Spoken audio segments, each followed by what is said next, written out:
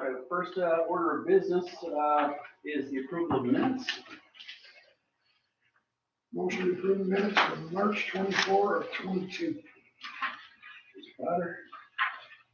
I'll second that. All in favor? Aye. We have Charlie Chambers here, who is has performed our audit as their firm has been doing the public authorities work for us in our audits for a number of years, since well before my time. Charlie, if we could just turn things over to you. Okay, thank you, Kim. That kind of makes me feel a little old, but it's true as it. But it's been more than 16 years. Mhm, been a while. And that's one of the risks that we identify when we do the audits, the familiarity risk. And the controller's office has already taken care of that, basically by ruling that we need to change up the partner in charge. I think it's once every 5 years. And then I checked 3 years ago. My partner, Nancy Beadle, was the engagement partner, and I did the field work, and she did reviewed everything, which she does every year. So with that, I'll move into the letter. The 2-page letter. This is I call it the required communications letter that we're required to communicate these items to those charged with governance at the conclusion of the audit. I won't spend much time on this, the boilerplate stuff. And again, if there were things that I thought needed to come to the audit committee's attention, I'm going to wait until this late time. So there's nothing exciting in that letter. I can't say that there's a lot exciting in the audited financial statements either, but we'll move on to those. Boring is good. Yeah, it is. If you want to turn to, it's the third page in, mark page 1, it's the independent auditor's report.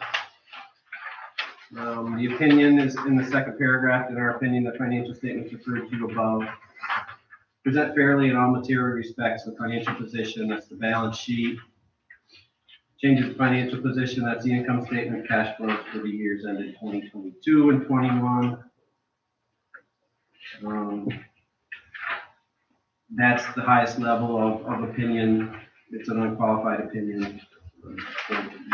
It's our belief that the financial statements are fairly presented. On page 2, it gets into management's responsibility. They are management's financial statements. Our responsibility is to obtain reasonable assurance about whether they're free from material misstatement, and we have done that. It goes on to kind of explain that fraud can be harder to detect than simple errors because of collusion and forgery, omissions, misrepresentations, and such. One of the things we have to do as part of their audit is identify risks of material misstatement, where we think the financial statements have the highest risks of being materially misstated. From my standpoint, it's a complex regulatory environment, but not complex accounting. So I kind of look at the regulatory environment in terms of, the sales tax recapture things.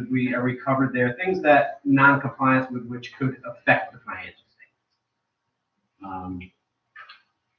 And then we identify risk.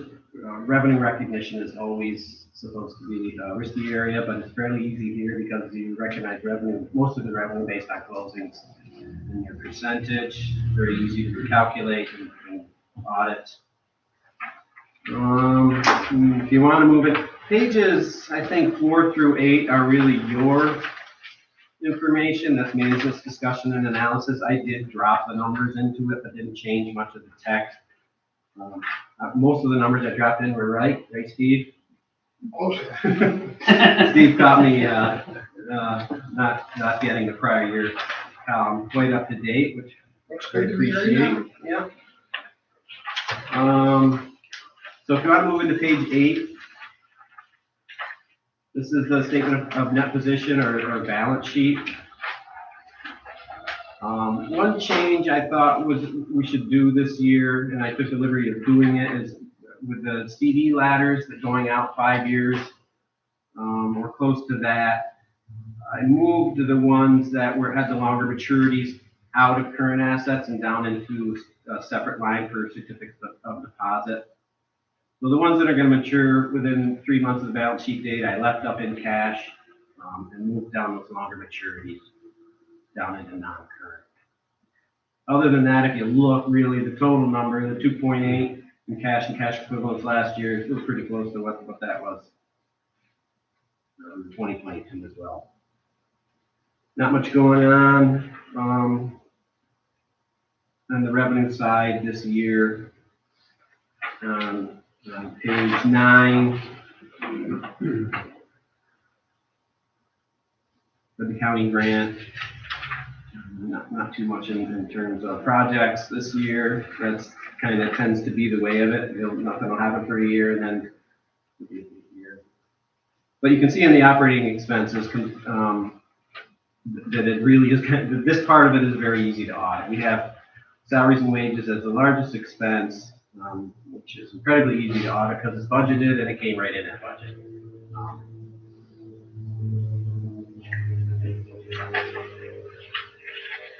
Certainly, I'll move quickly if you want to, certainly stop me and ask questions.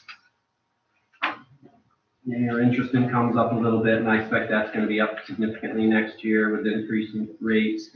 There was one area where it was employee benefits.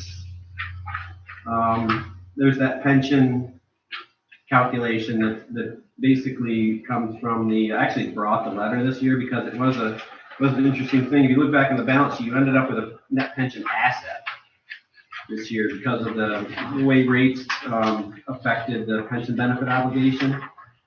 So when interest rates go up. I asked Charlie, he said they're not going to cut us a check. No, I don't think so. But you can see down there under liabilities and net position that the net pension liability turned into an asset. And that interest rate increase is a powerful thing, especially given what the market's doing. So the asset side isn't doing anything, if not perhaps decreasing.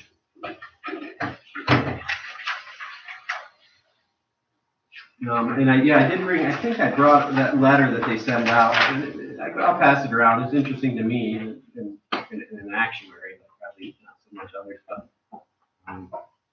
It does show the pension, and it shows your somewhere in here your allocation percentage. So that's Madison County's IDA allocation percentage of the entire New York State pension system is 0.00008. Something. That like 5%. Yeah, I think it is. Yeah, I think it might be in the footnote. Probably so. Yeah. That's fine. The rate of return? Well, the interest rate that they use to discount that pension obligation. Rate of return is negative. Yeah. So that's all smoke and mirrors. Where am I here?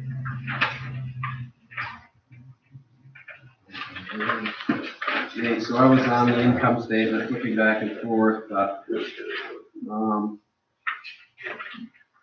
that's kind of the only strange thing in the P&L was that liability turning into an asset. So that basically, when I got the financial statements, your expense for your pension was basically the contribution that you made. And then when we adjust that liability, that credits that expense and decreases it. And then there's a cash flow statement on page 10. Because you don't have a lot of accruals, it really doesn't differ that much from the income statement. We add back depreciation and non-cash items. And then we'll move into the footnotes.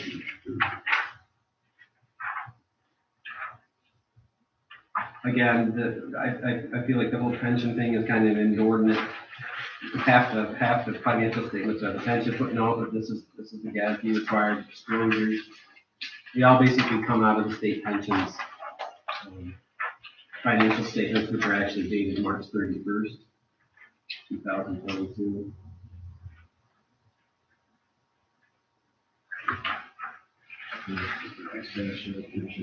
Yeah, page 14, it shows the asset allocation of the pension plan. And then on page 15, there were no changes as far as I could tell on the board designated net assets. There were no payments on any of these that I could see. So that's the same designated amount as in the 21 financial statement.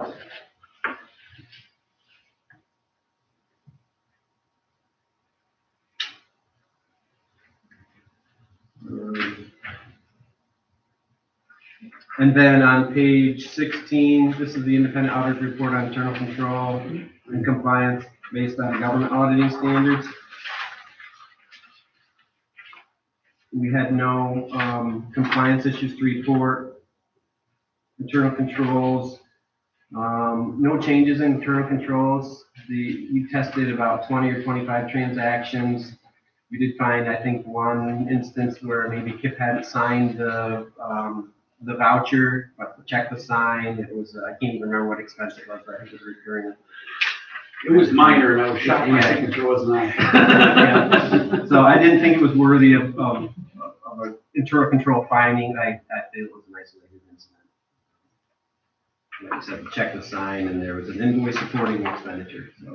It was signed off by Beth, but lacking my signature. Exactly. That's true. Signed off by the treasurer.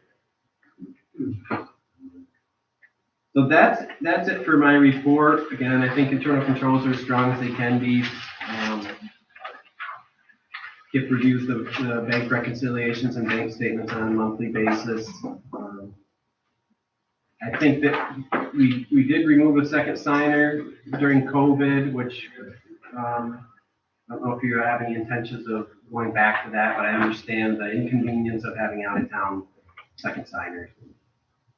Now, I don't know if it was necessarily COVID related as much as I've been around long enough that it just is inconvenient to either hand deliver checks for Liz or Dave or for Rick to sign, and everything is 80 or 90% is a recurring payment. I think I feel like the controls are, I mean, you want to have controls in place that prevent one person from cleaning you out. I think you probably have those in place.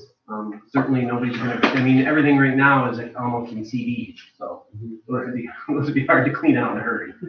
Especially since they don't mature. And almost every board meeting, we've got a check register of all the checks that were cut, so the board members get another look at. Right. And the budget to actual comparisons on a monthly basis, strong board oversight. It's all working pretty well. Good. Okay. Do we don't, Do we need to, motion to accept the auditor's report? all right, motion to accept the auditor's report and recommend it in the next meeting. Correct. Okay, I'll second that. Is that it? All right. That's it, yep. Okay, so approved. Motion Okay. to adjourn that meeting. Yep, All right. motion adjourned, yep, second, thank you very much. Charlie, thanks very much. Thank you. Excuse myself. Sorry, to see you. Yeah, nice seeing you. So, we'll be in touch tomorrow to get a clean copy of the Copy, yeah. draft so I can upload the Beth paragraphs. leaves the letter, the rec letter? Yes. Did I forget to email it to you? You definitely emailed it. Do you have a hard copy? Yes. If you emailed it, I didn't see it, but. You definitely emailed it. I received it, but it might have gone to your junk file.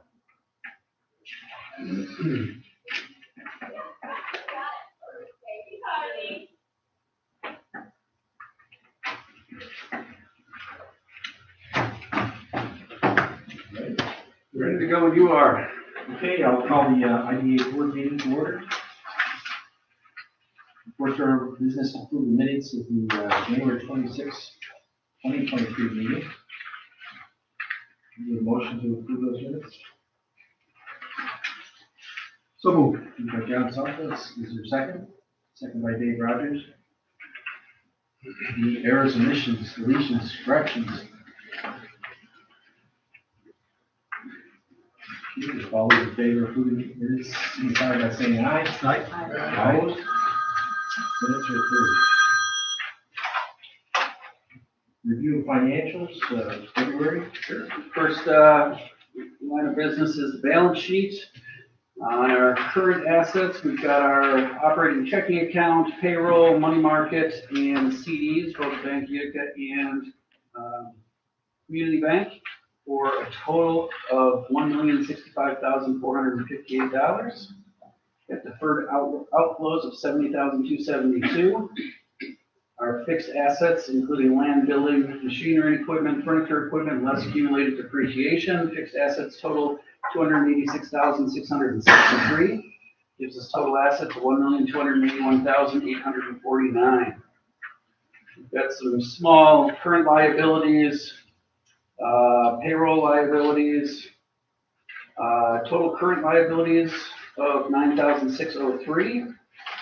Long-term liabilities of $806, total liabilities of $10,409.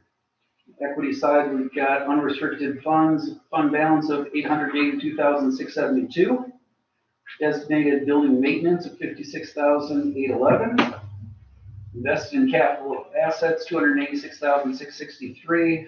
Retained earnings and net income, we have total equity of $1,271,440, giving us total liabilities and equity that equal our assets, $1,281,849. Next page, we have our revenue appropriation analysis, January through February of 2023, side by side with 2021. Interest income of $11. Our CD interest will show at the end of the year. Got rental income, $5,938. Grants from local government is Madison County, giving us a gross profit of $98,789 for the year. Expense side, we have wages of $30,261, contractual expenses of $10,473, employee benefits of $12,820, giving us total expenses of $53,555, and total net income of $45,234. The following sheet is our internal spreadsheet. In the bottom left-hand corner has our cash balances and an explanation of our balances between all of the organizations. Happy to answer any questions you have. What's the difference between total income and gross profit? Total income is the net profit. Gross income versus net. That's the way it's stated. Well, they're always the same. I'm just trying to figure out what the difference is. Why do we have two entries with different names? What's your question? So I think like an economist, and the economist always thinks of, as opposed to an accountant, an economist thinks of profit as the difference between total revenue and total cost. Mm-hmm. But here, total, looks like total income and gross profit are considered to be the same. Total income versus net income is the total income less our expenses. Yes. So economists would consider net income to be profit, Yes. but we call that net income, not profit. Because we're not a profit-making entity, which is why we have a revenue appropriation analysis and not a P&L. But our net income, no, our total income and gross profit are always the same.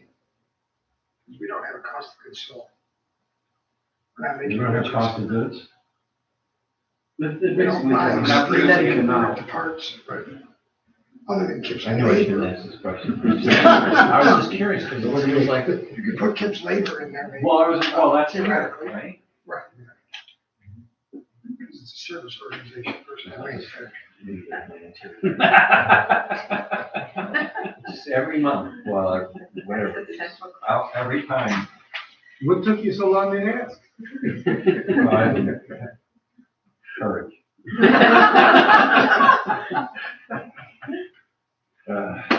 All you ever want to ask again. Any other questions on the financials?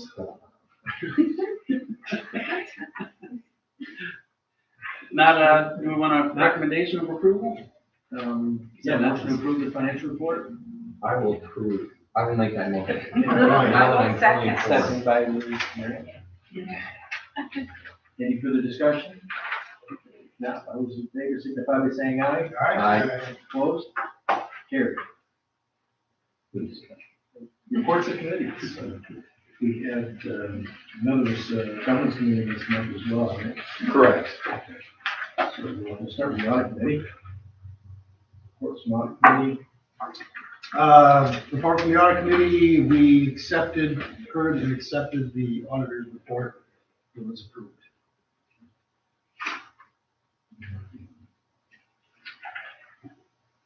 I think formally we ought to, Yes. as a board, So accept the recommendation of the Okay. audit committee. All right. so that's a motion by John Salko. Yes, sir. Second. Chair, second. Any further discussion? Not all those in favor, signify by saying aye. Aye. Opposed? Carried. That's not a roll call vote?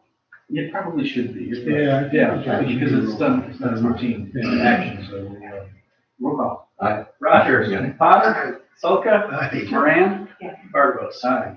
Motion carries. Thank you. Hey, I work with the feds now, you gotta do it right. I'd like to congratulate you all on the clean audit report once again. Thank you. Yeah.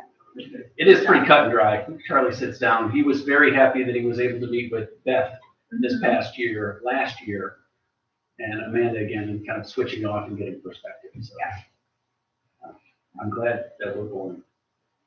Wonderful.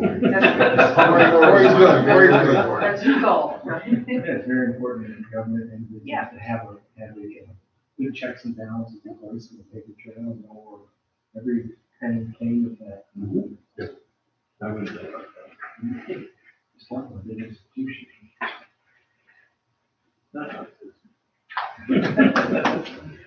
Government, the governance committee met Monday, I believe, is that correct? Appreciate those committee members coming out, spending a couple of good hours reviewing policies. Dave, as chairman of that committee, you want to, We, did you give him a formal statement? Do we have, Oh, yeah. I took up, On the summary of- On the policies? We reviewed all the policies pertaining to, IDA, GFC, CRC, and they were all quite related. We made some minor modifications, had a couple of questions for Jeff. there are copies for the two of you that didn't attend the meeting. Sorry to interrupt, Dave. Dave mentioned a few changes. Russ asked about the gift and entertainment policy and wanted to know if we were consistent with the public officers or general municipal law, which we've looked up and is $50 per organization or company per year, 12-month period. In our investment policy, wanted to make sure that we have formal investment reports being circulated in this meeting, which is going to be the next document in your packet. Our recapture policy, we talked about jobs and leased employees, and specifically to add language when it comes to projects such as Hardin Plaza. That was a housing project. If there is a good chance for the company owner, they had specifically stated in their application 3 jobs to be created once they're fully constructed. They're only 2/3 done with their construction, but he doesn't think he'll reach 3 employees in the end. Liz suggested that we put in some additional language in the recapture policy, talking about a holistic evaluation of the projects in cases where the housing related projects. We're not looking for the jobs, we're looking for filling a gap that's needed for the workforce within a community. So I think that was all, we had very good feedback throughout the governance committee. We also reviewed. Thank you for that. I appreciate you being thoughtful about it. You guys showing up is one thing, and really going through line by line each policy is impressive. Well, you can say that about us, Liz and I shouldn't. Right, we shouldn't. Thoughtful attention. Yeah, it was a good discussion. I think we started off thinking there would be kind of wholesale approval, but we ended up going through each of the policies, affirming most of the language, but making a few changes. That we could just mention. So we did due diligence in terms of looking at all the policies. So I'm not sure if we need to. There's other work I can report on. I'm not sure if we need to confirm the policies. I think we can do it all at once unless you would prefer to. we might have them prepared. So we also reviewed the mission and highlights and outcomes for each of the entities.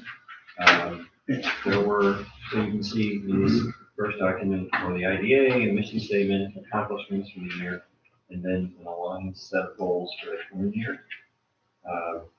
Again, we thought fairly significant accomplishments and a fairly ambitious agenda.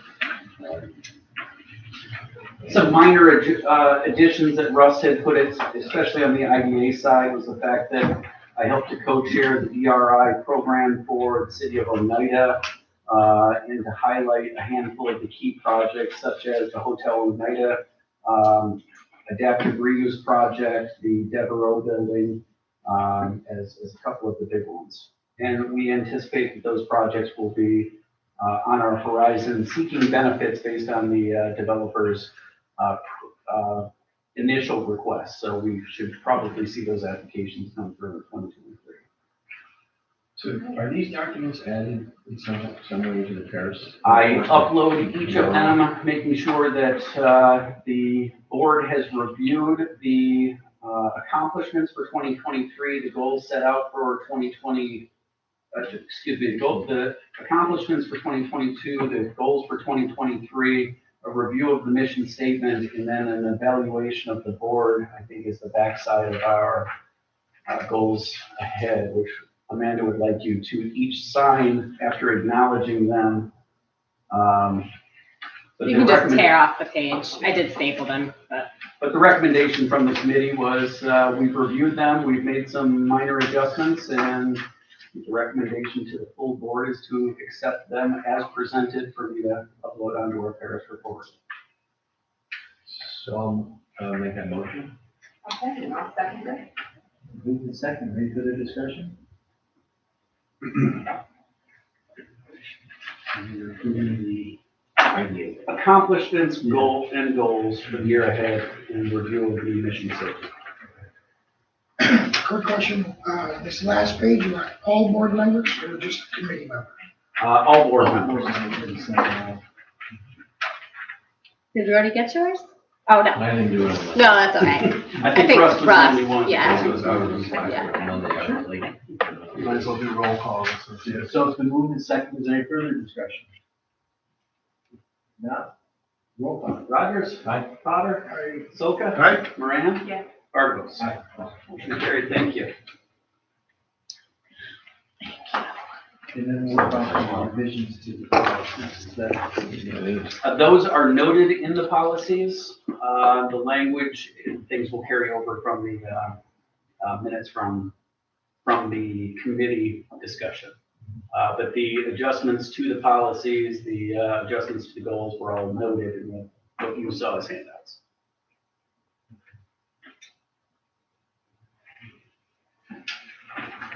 Is that something you want us to? Not the policy, in yeah. terms of the updating the policies themselves, or? Just the, Yeah, if you've changed or added any language to the policy, probably should get them updated and then, note what those are, and we'll approve at the next meeting. Exactly. just the. And I had a question about the recapture, the board always has, the full board always has the discretion to waive any of the requirements. You You take into consideration. You do accept, Mr. Chair, that the project applicant gets more sales tax exemption than they're authorized. In other words, we approved $100,000 of sales tax exemption and the company got $110,000. That $10,000 has to come back and we have to remit. That would have to be, okay. That's not discretionary, but in terms of overall, Meeting their job or performance requirements. The clawbacks, it does have some, I wouldn't say gray language, but it does leave discretion to the board, which is where Liz wanted us to note that we're going to take a holistic approach to the project before enforcing recapture. Yeah. I think that's always been our position. The, but you wanted the that language memorialized. was in there, but we thought that, we just don't want to do it without a discussion of why. I think it makes sense. And But it document memorializes, like you that said, in the the policy. minutes and such. I said that George Craig always had us submit, and you guys only shared with us PDFs so that we didn't have differing files. I don't know if we've got Word documents on. Part two? No. Oh, thank you. We could You reminded me this morning there was a meeting. Thank you.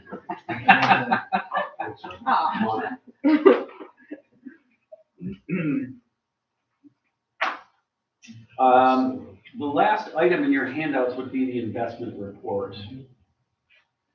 Amanda, you have a separate one. Maybe it's not included in my packet on the CDs for the IDA. Oh, no, it's the The last CD, line. yeah, Oh, the laddered CDs are CRC. So there's, okay, so this is just the idea. Correct. Russ had questioned or asked about our FDIC in light of the Silicon Valley Bank bank run. And we have been very clear. Beth has forewarned us, and we've got in writing from Bank of Utica and others that they collateralize our assets and exceed the FDIC when we have a balance that exceeds $250,000. We do have a community bank special CD, 23 months, giving us a interest rate of 3.25%. Where we've invested some of our idle cash. Officially, if that gets you to approve the investment report after any questions. Just, we're getting the money to pay the bills. That's all. You've got this in a CD? No, we do have a cash balance. Okay. that's those the was our interest. Yeah, that's earned. the interest earned. Oh, interest. Yeah. Oh, interest bearing accounts only. Okay, not the operating account. Okay. But that is the first draft, so.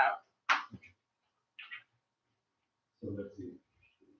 Our community bank checking account is, current balance is $117,352, and our payroll account is on at $14,400. And then we have contract income coming in from the CRC for economic development management. Any other questions on the investment report? We get a motion? Yes, motion to approve the investment report. Sure. Chief Potter, second. I'll second. Second to John Salter. Any further discussion? Yeah, roll call. Rogers. Aye. Potter. Zolka. All right. Moran. Bartabas. Aye. Motion carried. Thank you. So that is that's an annual. That is correct. Project updates? I'll just give you a verbal update just because I'm in the middle of Paris reports. I'm 99% done. I just need to upload the audit and some of these documents that you guys have just recently approved. Just a rundown, all seasonings, ingredients, business is great. They were planning to retain 60 and add 10 new jobs for a total of 70. They currently have 80 full-time employees on staff. Carriage House Apartments is strictly bonds, no tax breaks. They've made their principal payments look good. Casanova Hospitality had promised 22 jobs. They're up to 27.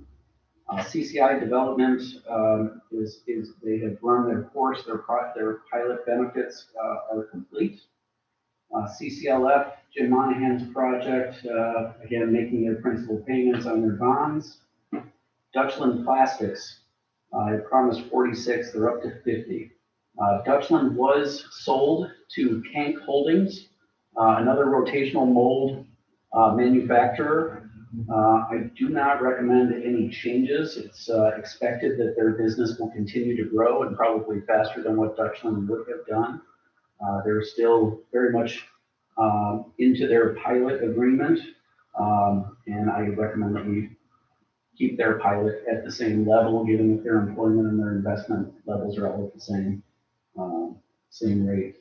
Do they have to come and ask for that, or does it just automatically roll over? No, I was asked by Peter Kirchhoff, one of the board members, about a year and a half ago when the negotiations started, what would be the implications, and at least from previous discussions with George Craig and previous examples, there is, if the company is going to continue to operate at the same level, that it's another fine example is Good Natured Brewing Company.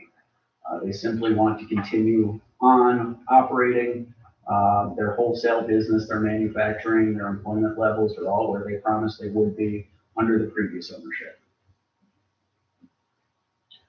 Aurora Vineyards, we've still got some clarification that they are leasing their employees. Their management was adamant that they are still very much their employees. I don't know if there's any concerns From the state's perspective, So they still haven't provided, do we require them to provide an NYS 45? They're still saying they won't provide that? they, They're using a Two consulting quarters. company outside, that's the Yeah. issue. their comment, the way that it was framed to me was, they are joint employees. They're employees of ours, an employee of the leasing company. Yeah. But they're very much the same employees that we've always had, but just like running paychecks through a third party, they're running their employees through the same group that does their payroll operations. What's the name of the leasing? It's a staff, it's a staff. It's a staffing agency. I ran this up the flagpole and we didn't buy their argument in terms of providing that form. So, I mean, we can talk then. I I'm asked, happy to get on the phone, but I think that they need to provide that. That shouldn't be this big of a deal. I've asked him to go to the payroll company because they should be filing SD 45s, and if you could provide that documentation to us. So, and those discussions just happened recently. Okay. But at this point, they're still doing business as usual. Their big comment was, we staff up a lot in the summertime. We just built a porch out on the front. We've got, events operating all summer, but things are slow in the wintertime. He said, that's fine. Take your ST 45s and take all of the hours work and divide them by 35 hours to give me a full-time equivalent. So I'm anticipating getting that documentation. And I don't know where we can get an official ruling on that. But if they can provide the ST 45 from the leasing company, we should be Yeah, we'll take a look at that. comfortable with that. But I don't think they can just say, sorry, we're using a third party staffer. That's, no. So if they don't comply with Kip's request, then then you be breaching their. Then the board can make a consideration of if we want to cut off or claw back or limit. Or the state. Well, ultimately, take off. I mean, so correct me, this thing having existing pilot right now is probably expired. No, they still have a I mean, ongoing pilot. ultimately, it's the ultimate weapon you have in your arsenal is to put it back to the tax law. Something like this, some ministerial thing, I think would be kind of harsh, but maybe, sometimes you need. I'd still want to be able to give a full explanation of Right. this is how we worked out your employment levels. Right. You aren't at the level we anticipated. So who were the signatures on the pilot? Or what company? What? EVAC, Peter Mazurlian, and then I deal with their CFO with Chris Montante. So let me just so I understand it. So they have, Aware has two people that work technically for this third party that does the work of Aware, just so it's clear. Is that- EVAC, I think, is the LLC that is the holding company for the winery, the land, limit their life. That's who our. Aurora is the name of the winery, but EVAC is the holding company that, Who's under contract with the IDA under the lease? EVAC. EVAC. So I guess just from our perspective, the form itself is just a requirement under the existing documents. It's not a heavy lift.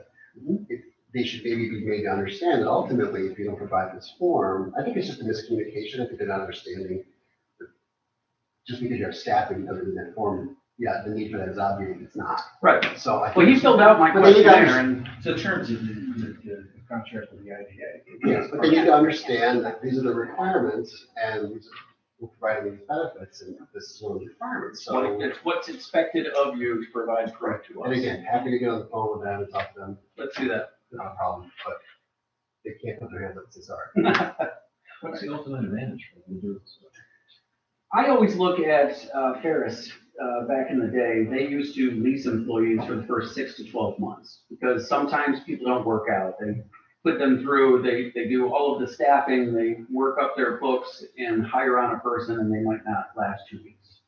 There's a big administrative burden, whereas if they work through a leasing company and the leasing company, they're probably. That's what I attribute it to. They're just like payroll, like we have Beth come in and do our payroll and figure out all of the taxes that are due and all the pension numbers. But instead of using Beth, we could farm it out to paychecks. It'd be,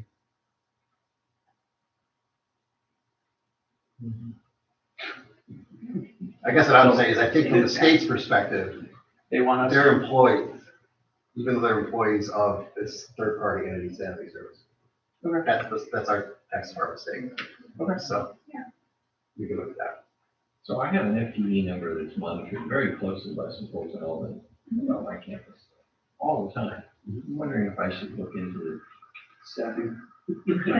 Leasing. Just wondering if I could somehow have people working there that aren't really work there. Yeah.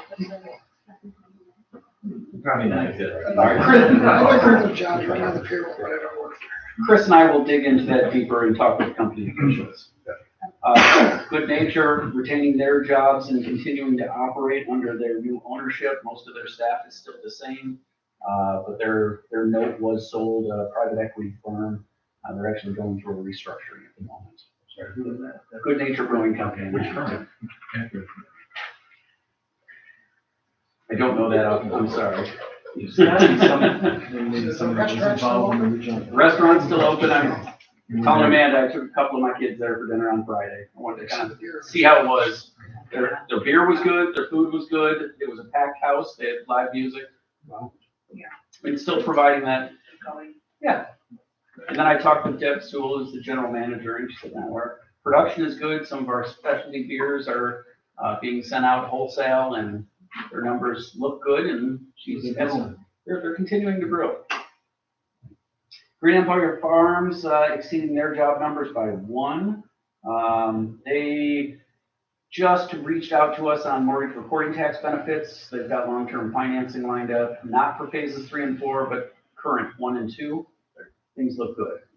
We've already approved it, so it's just a administrative task. So we're waiting, we looked at the mortgage and we make sure it has the provisions to protect the IDA, and we provided comments on that, so as long as that mortgage is good, we're providing mortgage tax update. Myers Creek, again, their product is out. Things are looking good. Superior Metals, they've got 1 kiln in operation out here in Chittenango, CPP. Chris and I have something that's going to happen there, but we don't need to get into that at the moment. But if you want me to give a quick number, if you want, we won't. First, I'll just say that they have 1 kiln operational. They've got 46 employees. They plan to get a second kiln operational. Their long-term goals is they have 82 full-time employees, but again. No. Specialty Metals, SMM. Impressive operation. Chris, do you want to spin my head? I wish I had a top word here, but so the IDA has a straight lease and a pilot agreement with Superior Metals. Okay, the actual land itself is owned by CPP Syracuse. Okay, Great Syracuse. so we actually are doing a sublease. That's okay from the school law standpoint. CPP Syracuse is now going to sell the land to another buyer and then lease it back. Now, I'm not a real estate expert. There's a financial reason for that, some kind of refund. I'm not sure.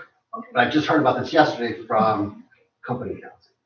So from our standpoint, our arrangement stays the same. That entity, Superior Metals, and the idea still are under contract. Doesn't matter who owns the land. As part of this, though, the new buyer might want the IDA to sign a subordination and non-disturbance and attornment agreement. Right? Which is a fancy way of saying it's a new arrangement where the buyer makes sure that they're at the top of the list in terms of priority. I'm not a real estate lawyer. But that could affect the IDA's leasehold interest. In other words, I think they want us to subordinate their leasehold interest to them owning the land, which I'm not involved with.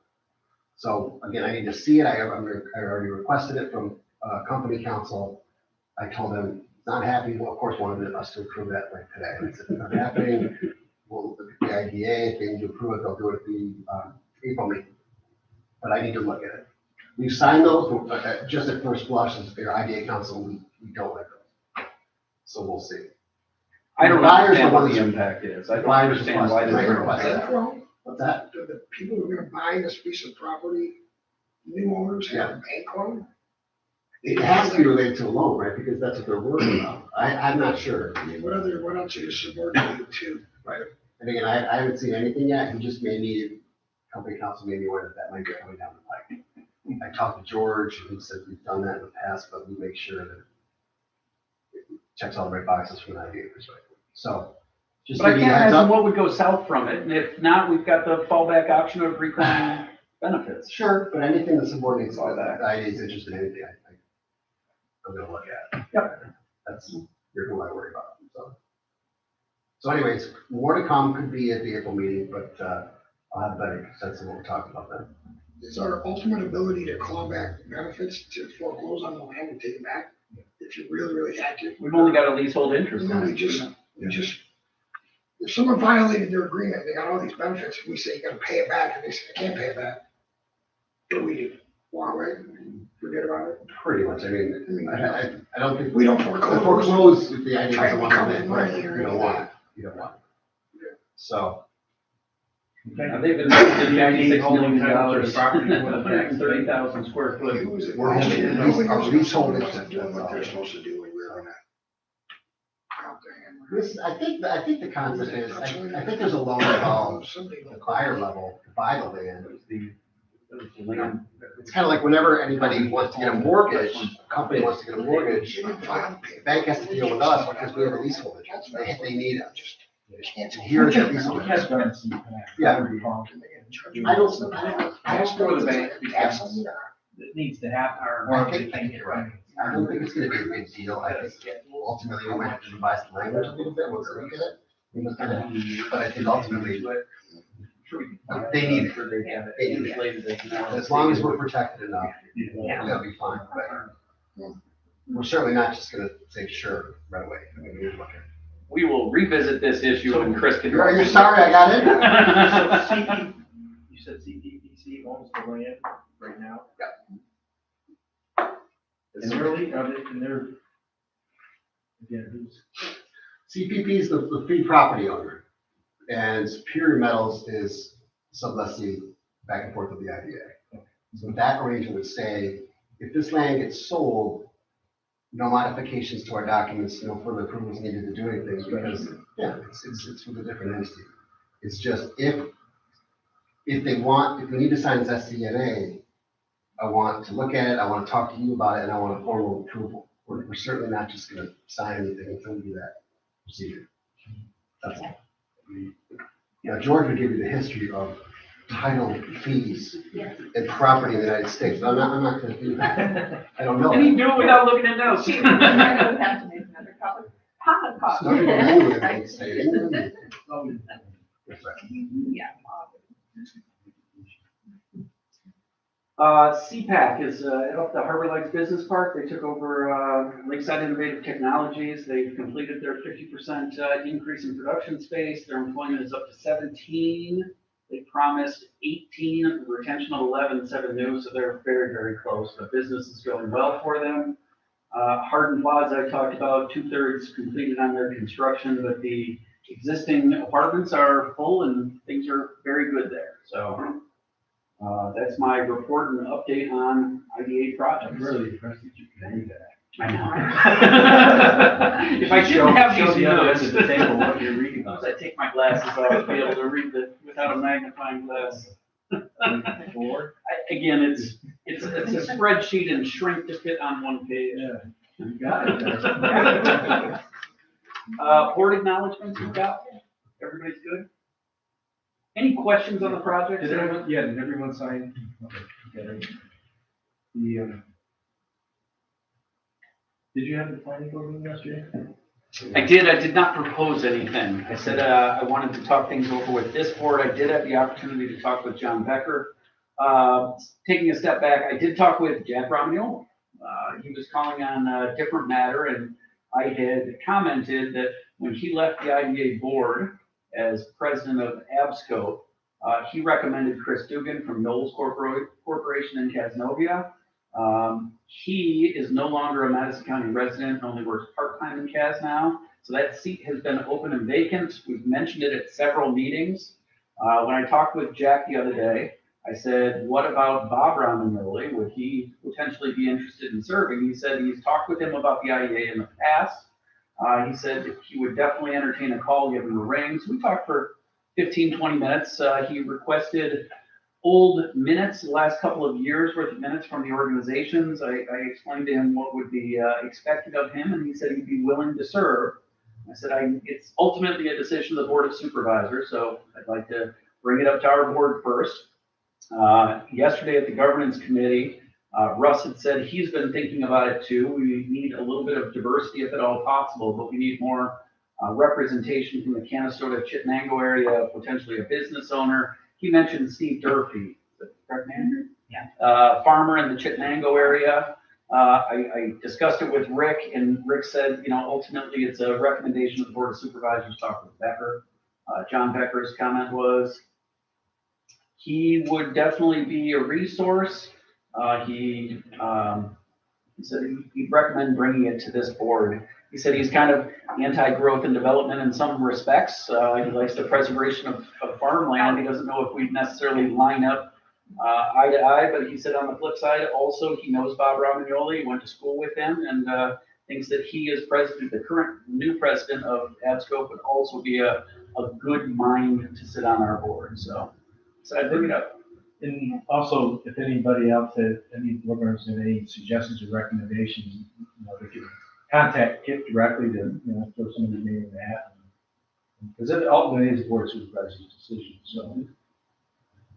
The process would be, But they're welcome to all of our recommendations, so. Yeah. if the board has other suggestions, let me know.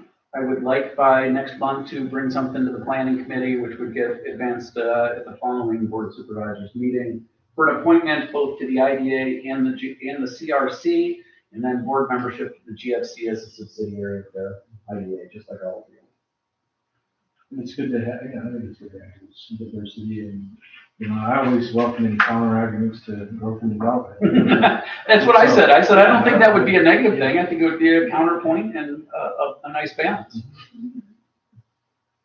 I think the county is one of their big issues at the moment is commercial solar and the potential for commercial solar installations taking away prime farmlands, and communities like Madison County, agriculture is really, so I think that would be an interesting perspective. Yeah, and then there's the question that you mentioned at our meeting on Monday about looking at parcels to aggregate in light of the Micron Yes. expansion, and where could there be subsidiary suppliers and such, how could that, so it might be good to have an ag rep to help us kind of think through that. Russ had said he probably has more time. He's getting older. He's probably more retired, closer to retirement and less hands-on on the farm. John Becker said that's, I'm sure, not the case, knowing Steve. Is he still? Yeah. But regardless, it's Is a he couple still- hours every other month. It's Is he not a still- huge amount. Is he still the president and chairman of the Farmland Protection Board? I know he served in that capacity. I don't know if he still is. You know, Jeff? I couldn't tell you.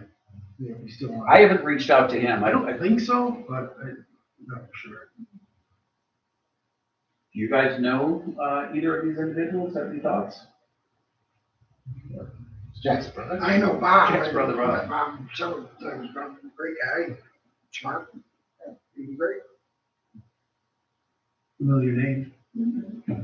I'll wait a couple of weeks and see if there's any other suggestions by board members. If you have any more feedback, anything comes to mind, let me know. Dynasty.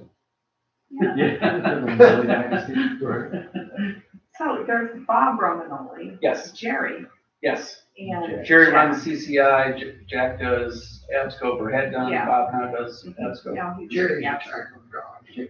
Jerry's retired. Yeah. Jerry, Jack is too. Carol, right? Now he's in Florida, right? He's in Florida. Remember the Red Barn? Still in operation. His wife and sister-in-law run that, Red Barn 20 wedding venues. I think they had mountain biking trails back there too, some races.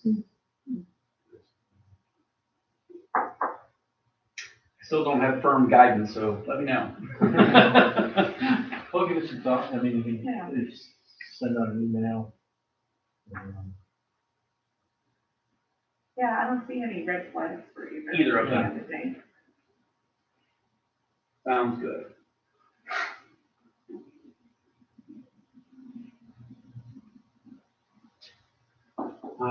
Executive Director's report? Yes. We don't have other business. Green Empire Farms, I just wanted to bring up kind of old business. Did I already mention this? You did? We're both good then. They're gonna file their mortgage and seek the mortgage reporting tax that the board has already approved. How many of them are going now? Said there were one. 119, But that does not include their migrant workforce, which they have 3 housing units up, could be pushing 90 additional employees. So are those 119, are they full-time equivalent? Yes. And, interesting, MACNY reached out to me and they said they're trying to get high school students that aren't going to go on to introduce them, bring them into a CNC manufacturer here and there. And Green Empire Farms is one, and we were able to make a connection, and hopefully that helped. We actually went down the same path a couple of years ago, bringing in some guidance counselors and administration from schools, Canastota and Oneida. Like, you're so close. Do your students know, and does your guidance counselors know what the future is of most kids that are graduating? Wouldn't it be good if they knew about a local employer that will hire full-time and has great benefits and city of More students. Yeah, not everybody's going to college.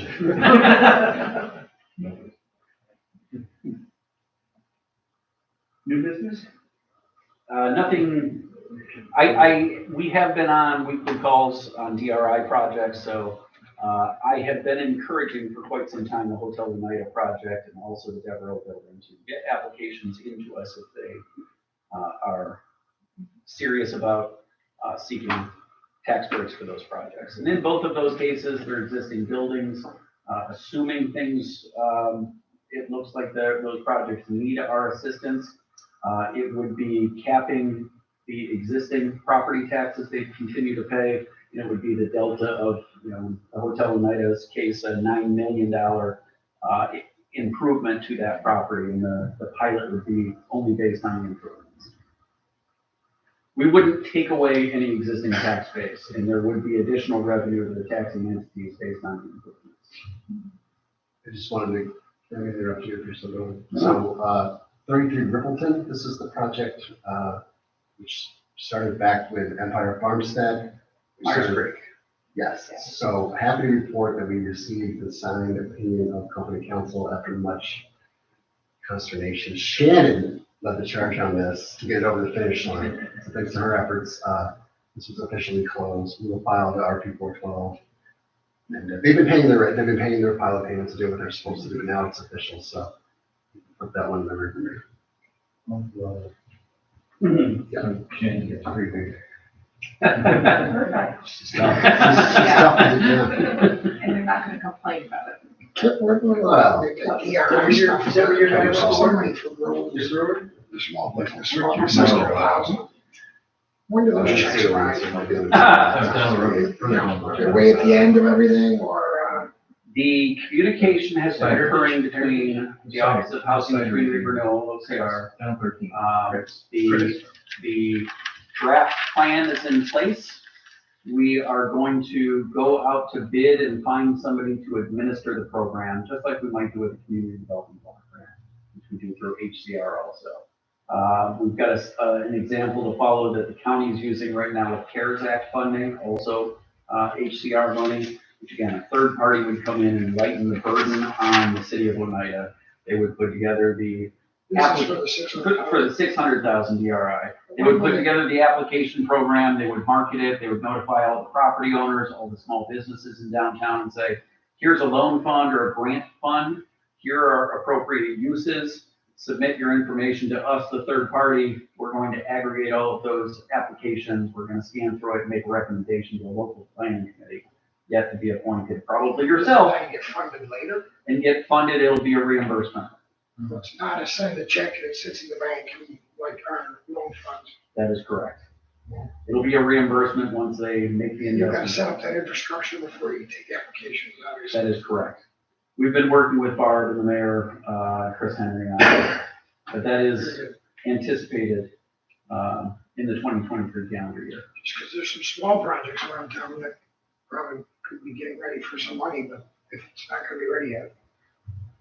Barb just circulated the draft paperwork from HCR, said you have 14 days to respond. I have not opened it. I opened it, but marked it as unread to come back to you. But I think the wheels are in motion for it. If you've got a small business that's going to make an investment, they might just hold off And I can, if there are just one or two, we can talk with Chris Henry in the city to make sure. I that- just- Well, aren't there other resources available, so if there's something, ready to go? Yeah, this is free money. But you have another CARES Act. program. Right, based on Sure. COVID, matter of fact, the application period, I think, closes on Tuesday of next week. And that money is in the bank, right? That money, Will be. it's not in the bank yet, I believe it's reimbursement, but I need to get clarification on that. Give me a call tomorrow on it. No, that's right, I just didn't know what the time, I know if it was gonna be this summer or 5 years from now. Or I would like to say this summer. Yeah, okay. But yes, it is almost positive that that money will be a reimbursement. GFC could come into play, community The banks. Brex time, the dispatch, you probably know that, or, coming up into whatever, I don't know what his plan is. he doesn't either. Something will happen, whatever he buys turns into occupied generally, so. Other activities, Nothing to report at this time. resolutions, nothing for today. Nope. But we do need to turn the floor over to Shannon, who's going to give us. Other business, updates from IDA legislation. And I'll just give a quick spiel. Ms. Shannon's been spearheading this effort, so she has some materials that she wants to pass out related to, the memo comes from me and from Joe, but we use Shannon to be in charge of this. So there's some new legislation that went into effect earlier this year that affects IDAs. You see the client a little about it, we're trying to learn clients about what these are. So Shannon's gonna walk us through that and obviously stop us if you have any questions. You have one more, Shannon? Thanks. Well, you get fancy folders, you know?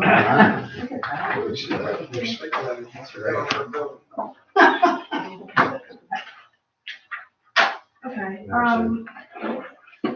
so, yes, as Chris said, this relates to, I'm gonna focus on 3 pieces of legislation that were passed at the end of last year and that went into effect at kind of varying times, end of last year, beginning of this year. The first part of your packet includes a client alert that we drafted and, we sent a copy out to Kip and Amanda about a month ago, just as kind of like a precursor about the information and whatnot. We also included copies of each piece of new legislation, and the new language is highlighted in each of them, just for your reference, but, so the 3 pieces of legislation we are calling the pilot notification bill, the preliminary notice bill, and the assessment notification bill. 2 of them impose new obligations on the IDA, and the 3rd one relates to any companies that make pilot payments, but basically I'm just going to summarize them, and I'm happy to answer any questions. So, the first one is the pilot notification bill that passed on December 16th of 2022, and it went into effect on February 14th of this year. So that legislation adds language to section 858.15 of the general municipal law. That part of the GML allows the IDA to enter into pilot agreements, and it puts certain obligations on you as far as communicating with the affected tax jurisdictions, et cetera. So that's Madison County, any towns or villages, cities, et cetera, that you would deal with, and then any school districts. So under the new legislation, any pilots that are scheduled to terminate on a certain date, you are required to send a notification to the affected tax jurisdiction 2 years prior to that date that the pilot is going to end. So for example, if the pilot is scheduled to end on December 31st, 2035, you would send a notification on December 31st, 2033. It also says that if a pilot terminates early for any reason, so in the event that a company defaults and the IDA elects to terminate the pilot and lease agreement early, you have to send that notification immediately upon the termination of the pilot agreement. Just the idea to give transparency, so everybody's on the same page. Hey, school district, this is coming on like. Early notice. Do we have any notice now? We do, when I, Budgeting processes and all. Yeah, exactly. That's the Yeah. genesis of it, right? and I think the argument, and they've highlighted here at least 2 years prior, state association, we discussed this at our last board meeting. When we send out the pilot agreement, we tell them when it terminates, so we give them more than 2 years notification. That's not the point of the legislation. Administration changes. Yeah. Over a decade, so. Is this a heavy burden? Not at all, not at all, we just need the triggers, we need to schedule Yeah. it in our calendars and get the letter Right, out. right. Yes, the Make it one, automatic. But I understand the legislation and why it's making sure that the assessors and others know what revenues they should expect. But also, you probably agree with this, the idea is, okay, well, this legislation just came out, what about the pilots that expired in a This year? year and 2024, it's impossible to send 2 years notice. So we're recommending that the IDA send those notices as soon as possible, and, we'll work with KIP to send those out.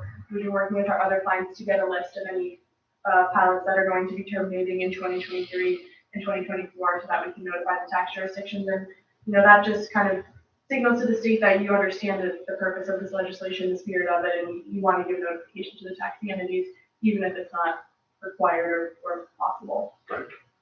And yeah, Kit made a good point as well. The way that the statute is written, and we've had discussions in our office, it doesn't say 2 years, it says exactly 2 years. So it's kind of interesting because how can you guarantee that if it's ending on December 31st, 1 year, that the taxing entity is going to receive it exactly on December 31st, 2 years prior, unless you hand deliver it. Right. We'll split hairs all day, Marie. It's a little funny, like, The logical reading is at least 2 years, and obviously we'll strive to kind of adhere to that as much as possible. so we should huddle with you, I think you talked about this, we should get a list, Kip, of all the, you should have the dates of the terminations of those pilot agreements, so we can work with you on that. So the next piece of legislation is the preliminary notice bill. So this was passed on December 23rd of last year, and it went into effect on January 1st of this year. So this relates to two pieces of the GML, Section 859A and Section 874. So it's under Section 859A of the GML. There are various prerequisites that the IDA has to adhere to before granting financial assistance, including holding a public hearing, evaluating the application, etc. One of those requirements is adopting a resolution authorizing the public hearing. So typically with our clients, if you're going into a street lease transaction, you'll adopt a public hearing resolution. If you're issuing bonds, you'll adopt a preliminary inducement resolution. Under the new legislation, you're required to send out a copy of that resolution to all of the affected tax jurisdictions after you've adopted it. One discussion we've been having in our office is whether you can send that resolution along with the notice of public hearing, because the GML already requires that be sent out at least 10 days prior to the scheduled date of the public Right, so hearing. that's exactly right. So the idea is, well, we're already sending a public hearing notice out. Isn't that enough? No, it's not. You have to also include the public hearing resolution. And you should, yeah, sorry. keep going. And that's part of that same mailing? So That's the question. we think so there's not guidance on that point. It doesn't say that it can't, but it doesn't say that it can.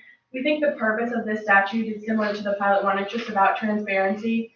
So in the interest of giving the tax jurisdictions, another notice, like we are considering this project, we think it's more beneficial to send the resolution separately from the notice. That way they have a notice when you've adopted the resolution, a notice when the hearing is scheduled, X, Y, Z. So 2 bites of the apple. Yeah, so you know. yeah, and it's not, a huge administrative lift either to send that out. So we're, working with our clients, once the public hearing resolution is adopted and certified, signed by your secretary, et cetera, to just send that out, a couple of days later. That way it's off your desk and it doesn't get missed. So we'll make that part of our protocol with you folks. Generally speaking, you as board members don't see that. It's Amanda staying on top of what's required of, and then making sure that we send it certified mail. And I can't tell you the number of times that I've reached out and say, somebody said they haven't seen the pilot, and they show me the certified mailing receipt that you have along with each of So the. electronic notification, it's gotta be. It has to be certified mail and return receipt requested. That's, That's actually part of the legislation. yeah, it's part of the language. And so that leads into the next part, which is Section 874. So under 874, if you ever deviate from your uniform tax exemption policy, you were already required to notify the affected tax jurisdiction that you're going to deviate. Now, under the new legislation, that deviation notice needs to be sent certified mail, return receipt requested, which I think typically we already do with your mailings anyway, or Amanda already does. So that's pretty much already covered, but now it is required. So if it gets missed, we'll make sure that doesn't get missed. Wait, so just to step back, when there's a deviation from the UTEP, we adopt a resolution approving sending out the deviation notice. It used to be statutory, you had to wait 30 days to hear back from the tax jurisdictions. Now it's up to the IDA. I think your UTEP says 30 days. You wait 30 days, so then you adopt a resolution approving the deviation. So we already have this in place. And finally, the last piece of legislation is the assessment notification bill. So this was passed on December 28th of last year and went into effect immediately. Thankfully, it doesn't impose any new obligations on the IDA, but it does impose obligations on any entities that make pilot payments. So any of your companies that you enter into a pilot agreement with, in the event that they decide they want to challenge their assessment under the real property tax law, they're now required to send a notice in writing 45 days prior to challenging that assessment that they're going to be challenging that assessment. And that notice needs to be sent to you, to the town, to the county, et cetera, to anybody that would be involved in a pilot. We have had some discussions in our office of whether if they miss that 45 days, if they would then be precluded from challenging their assessment. That's more up to the municipality that would be dealing with the assessment. That's not a call for the IDA to make, but it is something that we've had discussions Yeah, about. and I think we're starting to bake this language into our pilot agreements, right? Yeah, Specifically saying that the company, per this part of the new legislation, agrees to provide the notice, just so everybody's on the same page. Do they have challenges to assessments? What's their usual pilot? I can't think of a single instance in Madison County, but I've heard about it elsewhere. Really? In some places, like Tompkins County, might even have written into their pilot agreement that they may not challenge their assessments. But every IDA is different. Some IDAs set a firm price of what their pilot payment will be. Others, I remember the Syracuse IDA. The IDA director would go out to the business and determine the assessment that they were, right? Wow. We keep a hands-off approach and say, now the assessor's going to determine what the value is. We've got a percentage break off of that assessment. And I'm not aware of any examples, but going forward, we'll be notified in writing 45 days before anybody tries to challenge it. We don't have anything. No, we don't have any requirement. No. Yeah, I wouldn't want, I should always have the right to challenge assessments. That is interesting. Specifically prohibit that, and that idea you mentioned. Yeah. Do that. I believe It should always be a process, process degree. And I think probably the argument of the IDA is, or the, standing strong is, you're entering into this and you're going to agree and we'll give you these breaks. And if you are going to challenge the assessment, we'll simply pull our tax breaks and you can fight for what you think your assessment's worth. so, yeah, I kept it brief, didn't want to bore you too long, but. if Overall, anybody has- not a heavy lift from Wow. an idea perspective. Yeah. Something. This is all just administrative stuff. Yeah, it's all just, in the interest of transparency, I think, and it can be tedious to do all of these administrative I think tasks, they but, just did it to help out the post office. yeah. Amazon wasn't doing it, though. The revolving door bill? We're not even gonna get into that one. Okay. Don't worry about, well, That one thankfully was vetoed, Okay. but we're monitoring it in the event that it gets brought up again. the gist of that is if you work for the IDA and then you went work somewhere else, there's a kind of prohibition on working. If you worked for the IDA and then you decided to leave the IDA, you would be precluded from working for any entities that wanted to request benefits from the IDA. Request benefits going forward, not request that had benefits in the It past. seems Is like that- both. Yeah. Yeah. Employees of the idea or board members as well? It's not clear, and I think that's one of the reasons why the legislation. The idea why it was, one of the reasons I think it failed is the idea is somehow people with the IDA would have these, the secret ingredients in a special sauce Yeah. to get better benefits, and that's silly. I mean, it's a public authority, we have a legion of policies and how we do things, so it was kind of misguided. Shannon, thank you. Thank you, Shannon. Roger's report. Did we get a folder? She had like 2 boxes of papers in the back room, so yeah, I can bring something. I don't know.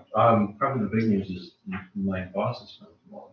The chancellor's coming to visit, he's going to visit all the SUNY campuses, and so we are at the ready to share a tour from 9 to 12, and going to stop by and see some of the more specialized kinds of things.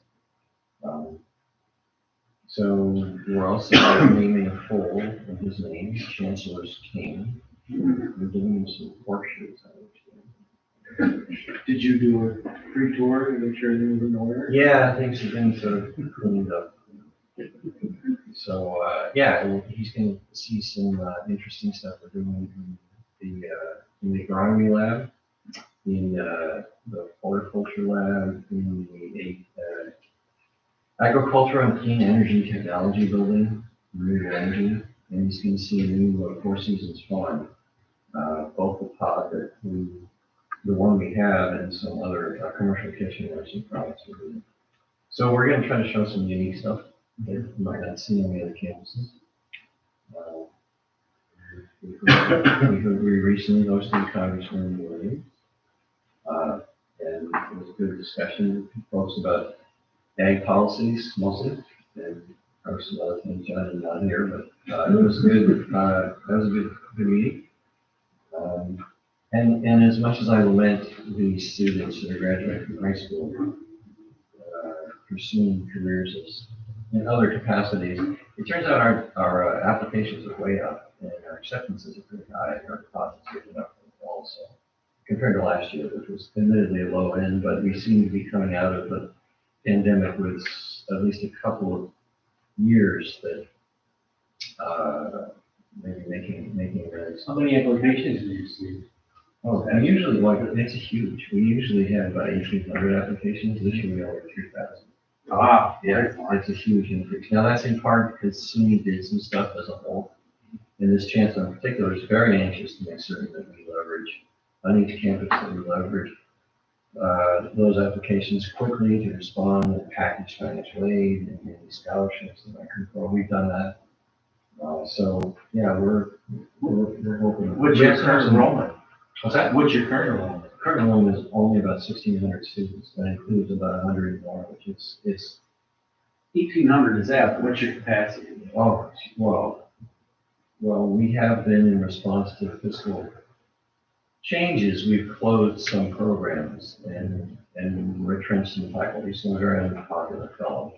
But we've had to do so in terms of just fiscal responses. But yeah, we could easily handle 2,200 students, 2,300 probably. So other good news, which I haven't shared probably, we continue to have some new programs, moving towards some new programs. We just got approved yesterday. It's now registered in the inventory programs of BS degree in sustainable resource management.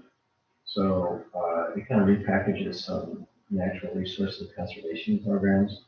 So we think a lot of students should be interested in that.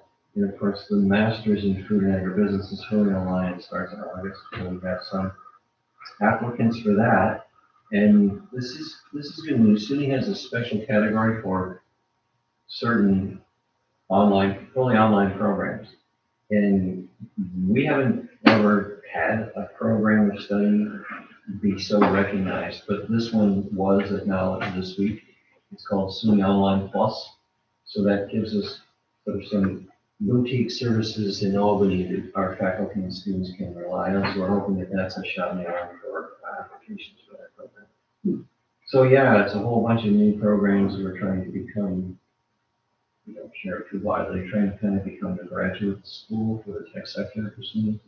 A lot of programs, for example, at UC Davis, that is the ag school for the University of California system, that SUNY doesn't offer, that Cornell doesn't really offer. So we're trying to offer some programs, especially the graduate level. There's a lot more 25 and 35-year-olds that are maybe interested in mid-career credentialing that a lot of 18 and 17 and 16-year-olds really aren't interested in. I think I shared this group. The Great Recession of 2007, 2008 is giving rise to reduced numbers of 18-year-olds. And the juniors and seniors in high school now are at low end in New York State. So they're coming sooner than later, and they have many options. So, yeah, we're busy trying to, we're all in sales at some level, so. Hospitality program, is that expanding? No.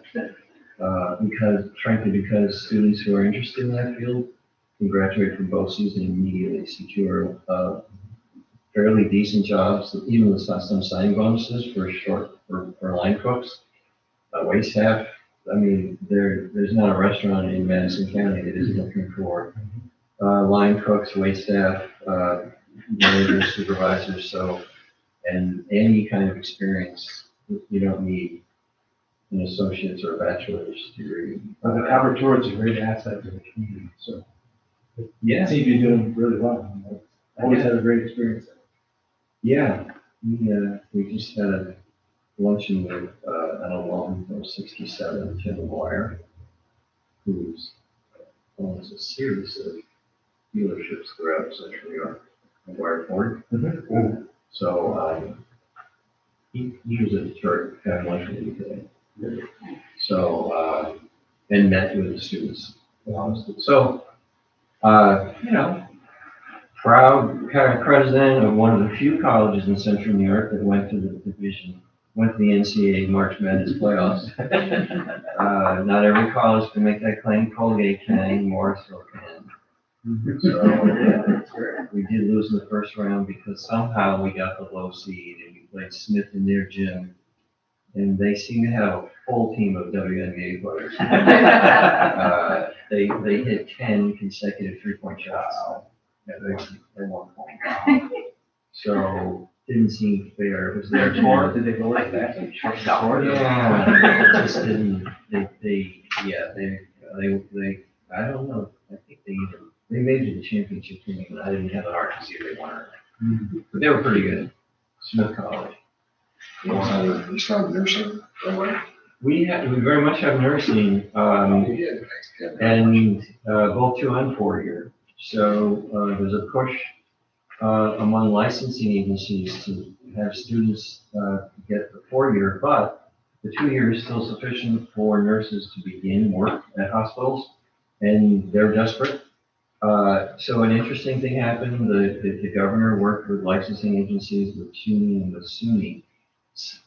One of the more expensive aspects of securing an associate's degree in nursing is the clinical requirements at the hospital, a certain number of hours. There's transportation costs, there's only so many slots, you have to have faculty present. So it's difficult, right? I think most of you are aware of the current salaries that graduating nurses can have, so there's a compelling need. But it turns out that as the salaries of nursing graduates goes up, so too are the opportunities for nursing faculty. And so in some cases, they are leaving our employ to secure more lucrative settings, in some cases doubling their salary. The premium for traveling nurses has come down of late, but it's still high. And the signing bonuses are not insignificant still. So it's nice to know that, it's nice to know that some decisions were made that have, for graduates to have fewer hours at the clinical site, and we can achieve those hours through what's called simulations, either sort of VR stuff or simulations. We have mannequins that they don't really walk, but they talk. So there's faculty who are on the side of a wall, and the mannequins have certain pressure points, so you can become a patient in a simulation setting. And so we have some of those. Those are not inexpensive. But you can also have actors in the room that simulate what a clinical setting would be. But so that's good news. The problem is that I'm getting ready for tomorrow's visit with the chancellor. Tuition is still $7,000 a year. It hasn't changed in several years. So on the revenue side per student, we get this, but on the cost side, salaries are going up. So we stopped. We used to graduate nursing students every December and every June, every May, and not anymore. We just don't graduate a December class anymore. Everybody wants more graduates, but frankly, the resources on our end to accommodate the huge increase is there, either from the student tuition side or so I don't know what's going to happen in Albany in the next few days, but No budget. you don't think so? No, I was talking to Senator Griffith this morning. With Passover next week, Easter and everything, they don't anticipate a budget until the following week, maybe Monday or Tuesday of the following week. So, but that's no guarantee, but it doesn't, they're way off, way far from the agreement. So I know what's being proposed for SUNY colleges. There's one, the governor and the chancellor kind of agreed on a tuition increase. We sent them a Senate and said, yeah, no, that doesn't help students. But if for several years, 3 years, there's been no there's no increase in tuition. And there hasn't been a lot of increase. It was back, you have to go back to 2007, 2008, Patterson, when the base state aid for the college was changed, and Patterson actually cut it for us from 10 million to 8 million. It hasn't changed a dollar since then, in terms of the base state aid. So, yeah, it's challenging, and so we're moving our programs toward online where we can recruit from a wider base in New York and outside of New York. Downtown Morrisville is not exactly a recruiting diamond, and so but online, we can reach out to these mid-career professionals for some of our more unique programs. So, yeah, it's let you know what the chances is. Good luck with your meetings. Yeah, I think it's just an opportunity for us as a campus to share some unique highlights and for me maybe privately share some of the challenges that we have. I don't expect the chancellor to somehow have a magic wand, but there's just not as many. The perceived value of a college degree has dropped pretty significantly over the last whatever. And in addition to having fewer students being born, especially in the fall of 25 and 26, it's going to be a change. But we have, it's very firmly when you meet an alum from 67 tells you about otherwise a very successful career and how through his time was at the college. So we have that's good stuff when it happens. So anyway, thanks for letting me talk about it. I feel better now. Appreciate the update. Yeah, thanks. Any public comments? Any other business? We may need to get together in April, but as of now, our next meeting is scheduled for May. Is that the Thursday? Yes. Okay. There's no other business, need a motion to adjourn? Motion to adjourn. Motion by Lee Rogers, second?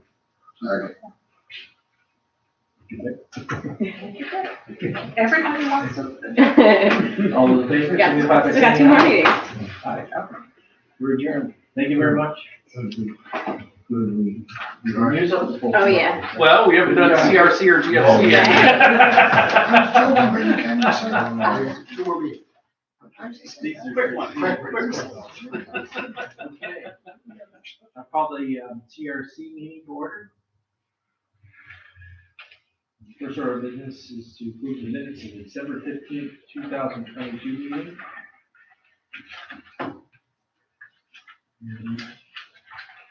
Need a motion for that? Motion to accept the minutes. Thank you, Steve Potter. Second? I'll second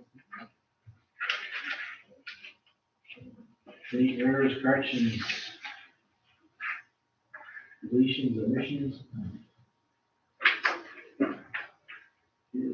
All those in favor of approving the minutes, signify by saying aye. Aye. Opposed? Carried.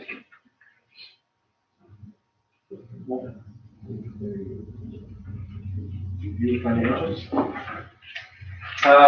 Yep, simply put, got a balance sheet in there, shows our checking account separate from our CD and money market account, total assets of $1,439,583.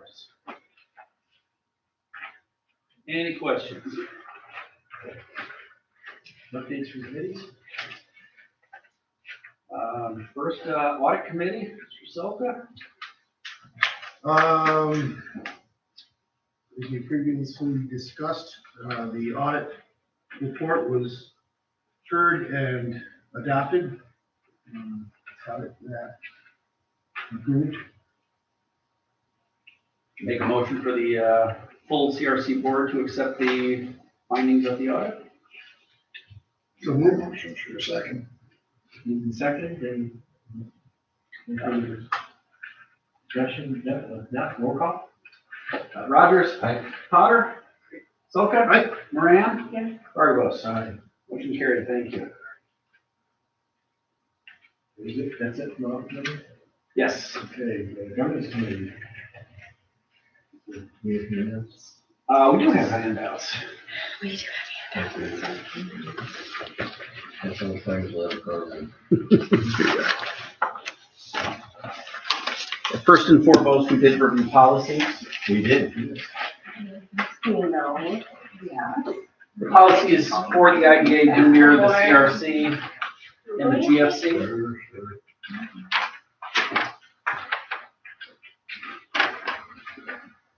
So similar but somewhat different, mission in each case. And different set of accomplishments and goals for coming in. Can we sign this as well? Yes, please, for each organization. Yeah, we didn't do it on Monday. Oh, right, right. Just One, Russ. didn't it? Oh. Actually, no, I think you got all three. Oh, There's another one, wasn't there, too? Yeah, there's another one. Handed that one in. Oh, okay, thanks. There's another one coming after this too, so. In essence, the committee reviewed the policies, the accomplishments and goals for the year ahead. Yes. And the suggestion was to It's John's. advance those for full board approval. Yes. The governance committee decided to move forward with the adoption of those policies. And separate, and the list of accomplishments and goals for the coming year. Fair enough? Very much so. That's the resolution. That's. So that's a motion by Rogers. Sure. second. Moved and seconded, is there any further discussion? Roll call? Rogers? Potter? Aye. Solka? Moran? Yeah. Bargos? Aye. Motion carried, thank you. Good. While everybody signs their board acknowledgement, I'll just point out the handout behind your financials is the investment report, money market earnings for the CRC of $57, CD with the Bank of Utica, 6,744, and then a breakdown of our CD rates and laddering our idle cash. Going heavy on the 5-year out to take advantage of the higher maturity. If you recall, Russ had recommended, actually on the IDA side, that interest rates had moved up to do the calculation.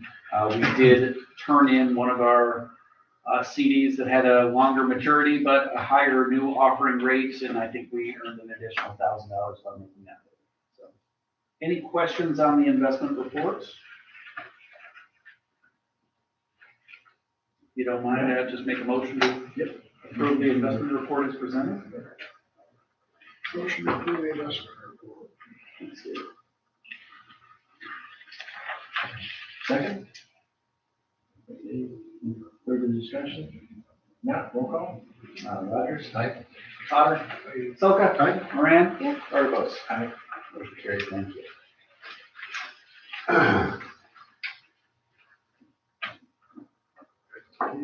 With the director's report. We've got one request, that's the last page of your handouts in the CRC packet.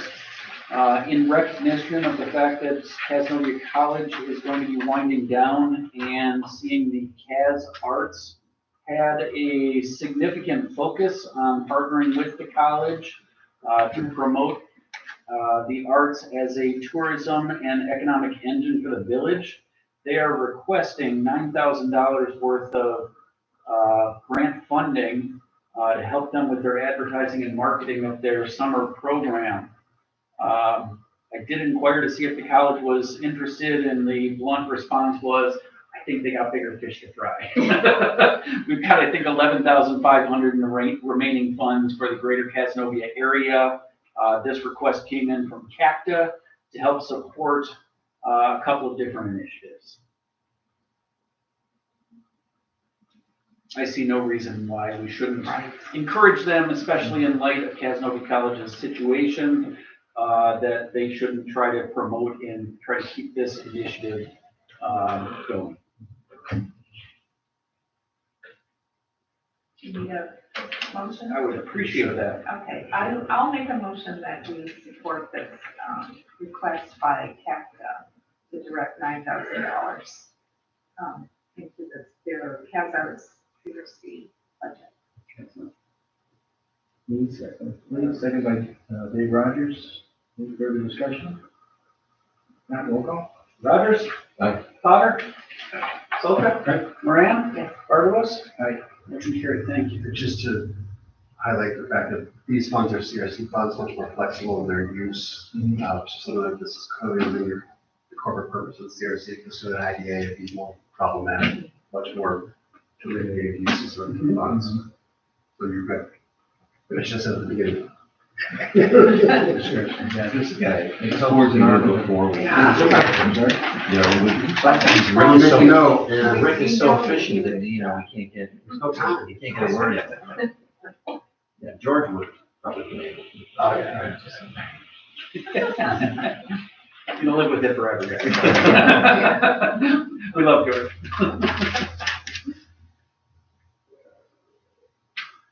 And, Rick, you're okay with it on resolutions? Would you mind, Chris, just talking about the, Yes.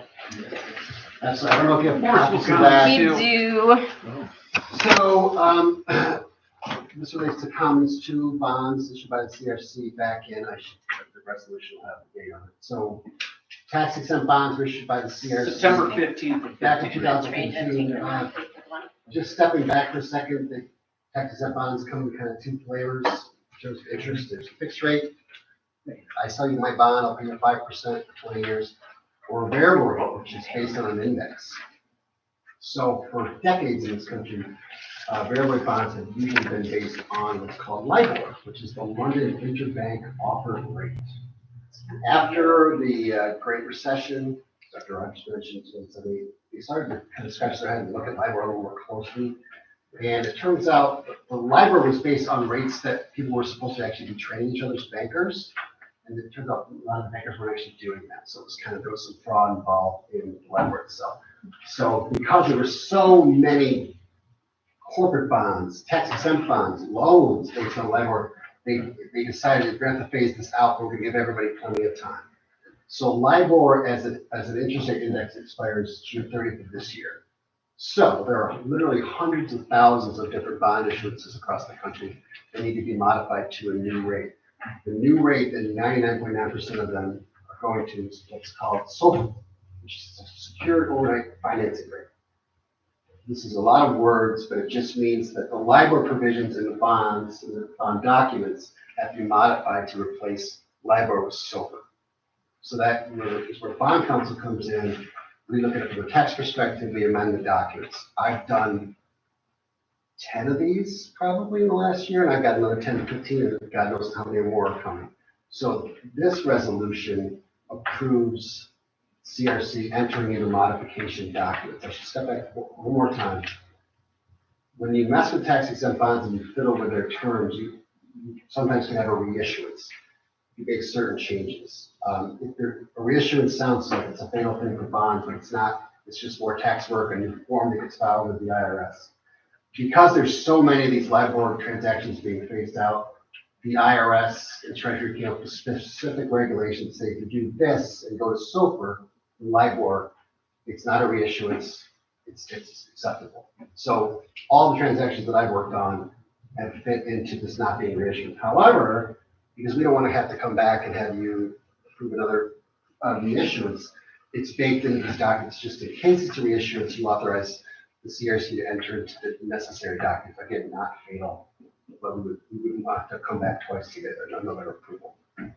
So we've been contacted by the bank which holds the bonds, letting us know about the SOFR change. In the back of the resolution is a request letter from the borrower. I guess it's the borrower's ultimate 501c3 behind Commons 2 LLC was ultimately Morrisville. Morrisville auxiliary corp. So we've requested a request letter like this from each of the borrowers for these, just so the CRC knows, hey, you're not willy-nilly just approving this. You've got a formal request from the borrower to enter these modifications. So at this point, it's kind of a well-oiled machine, perhaps from our perspective, because we really so many of them, but in each case, we always ask for this request letter to give you coverage. So I'm an ex officio member of the auxiliary board. You don't have a financial interest. Right. You don't take an income from that organization. Disclose conflict or simply abstain because we've got a majority here? I think you'd abstain just to be extra safe. I think you'd be fine, but let's be clear about it. I think it's Baker Helms. Yeah, no, like, they give me trees. Not enough trees. Motion to approve the resolution? Motion to approve. Steve, second. Thanks, Maria. Any further discussion? Roll call? Rogers. Abstain. Cotter. Yes. Soka. Moran. Yeah. Argos. Motion carries. Thank you. Yeah. Oh. Wait a minute. Wrong. So why did Teresa? That's odd. We were trying to figure out exactly. So Teresa is the executive director of the foundation, but so who holds the note? Is it the foundation or auxiliary? Well, I'm also on the foundation, so either way, I'm Well, gonna. you're the Commons. in fact, I think I cited the So I thought, Commons to I think it's owned by the foundation. Commons. I think the note is probably owned by the foundation. Commons to technically is the bond, is the borrower, but it was undertaken for the benefit of Morrisville College Foundation. Yeah. The so- foundation is the sole member of the LLC. Right, yeah. So that's Teresa. So it's not really the auxiliary, but I'm also saying, I'm on the board of the foundation, ex officio. But one of these things, I forget, one of them I can vote for, one I can't. Which one is it? And then I like the abstain. Yeah, I can give the foundation, at least Mac gives me some trees. So, either way, I abstain, thanks. Any other business? Other comments? Okay, our next meeting, is that gonna be the same as the IDA? Yeah, it's the 19th versus 18th. Yeah, which? It's the 18th. It's the 18th, I have a family gathering at the end of the year, like that. That would be the 18th. Jeez, man. Motion to adjourn? Someone. Second, moved and seconded, any further discussion? You get the name. Liz, Liz and Steve.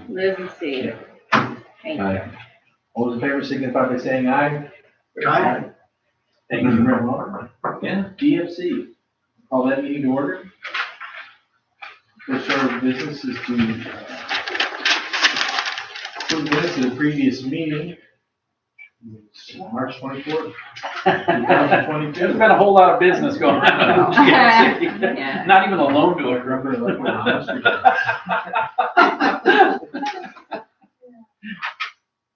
Motion to approve the minutes. Motion's been made, is there a second? Second. Yeah, second. Any errors, corrections, omissions, deletions? Well, I noticed in the minutes that the International Boxing Hall of Fame land transfer is still being considered. By the state legislature. It did get approved last year. We have signed all of the closing documents. The documents are back with the Office of the State Comptroller and a couple more signatures, and it will be a done deal. And then we can notify the Boxing Hall of Fame that we can now effectuate the transfer of the plan. It's a 3-year process. Well, no clawbacks this time, or reversion clauses, I guess is the right term. We have the minutes to GFC adjourned at 4:40, so we got ourselves. Yeah, any further discussion? Not, those in favor, signify by saying aye. Aye. Carried. Review financials? We hold our Million Community Bank operating accounts, including our cash.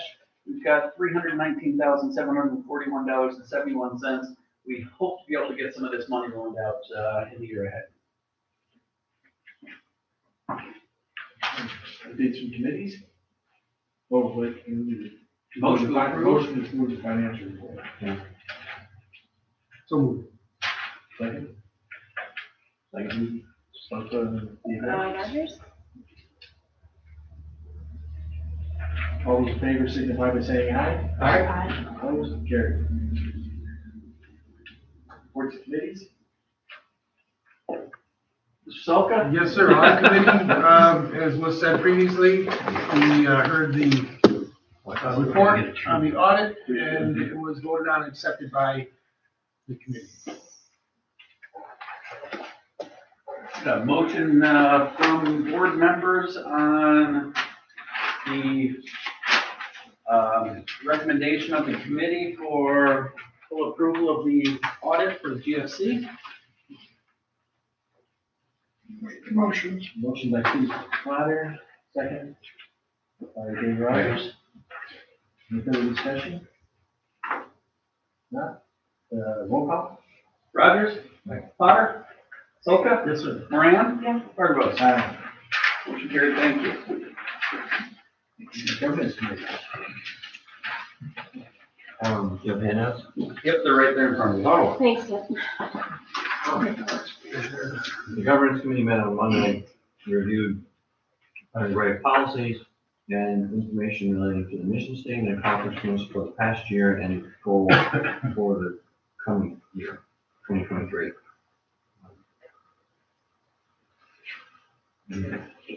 So I, Comprehensive review. Yeah.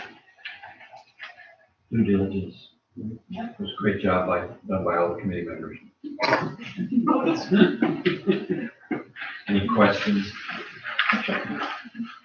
Liz, you're gonna make that motion to I was approve? gonna move that we approve the recommendation of the governance committee to adopt this 2022 operations and accomplishments statement of the GFC. Second. Moved by Liz, second by Dave Rogers. Any further discussion? Not? Roll call? Rogers? Aye. Potter? Yes. Solka? Aye. Moran? Yes. Archibald? It's like that speech. Oh, Carried, thank you. Not in that. Thank you. Pretty much now. Investment report, we just hold everything in cash. There's no interest-bearing account. No interest-bearing account. If you look at the audit, there was zero interest on that account. Look at the tree tracks now that everybody else is. Yeah. Thank you. Definitely Lemon Square. It never used to be an issue, but now. Yeah. Well, again, you should be able to get it out. Look into that and see. Are we? Rich custody of those funds, or is it? Nope. With the county? Nope. That was defederalized money the county transferred to us that we're going to lend out in a similar fashion to the existing So RLF. the GFC has that. Correct. We were able to give out 3 different loans with it. Initially, the entire amount based on the grant anticipated from ESD for Good Natured Brewing Company. And then during COVID, we were able to give out 2 other loans, very short term, while people were waiting on their CARES Act grant funding. Back then it was what, PPP or EIDL, but COVID related. And I do anticipate, which is why we might choose not to invest any of these dollars, if the City of Oneida Downtown Business Assistance Program has small businesses that apply for grant funding, that get approved, there's going to be a period in which they're waiting on reimbursement. So this loan fund could be that capital that they could spend. Yeah, But we'll look into it. I would suggest investment, but if there is an interest in the position, it's available.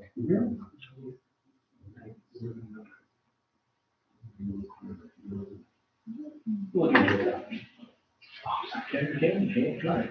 No other business though. Okay. No reports for, no reports, no resolutions. Any other business for the GFC? Next, or public comment? So our next, meeting date for the GFC will be, to be determined. There's no other business, motion to adjourn? Ellen Salkin, Thank you. Dave Rogers, second. Pretty good, there's no. Pretty good, okay. It's pretty remarkable. You're signify by saying aye. Aye. Which one? The only face cookie? No, the cookies, but I'm saying. That's We right.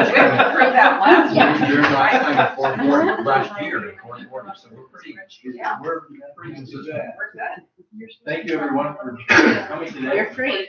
Thanks for the lemon bars. There you go. Oh my God. And whatever those nut things were. Looks like a great summer. I know, Yeah. they're closing. Last day. I think today, but it could be tomorrow. Amanda, what'd you hear on the hipster? There was quite a line, they were busy. I don't know. Went around lunchtime. Yeah, I did. And that's just another, I don't have any real projects for that system. Yep. That building's gonna sit empty, and I'm sure the owner's gonna be looking for a new tenant.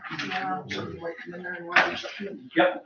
This bench might have something. Yep, agreed. I think, Don Buda's been looking around a little bit, like, supper, they're moving out. Do you need any other city?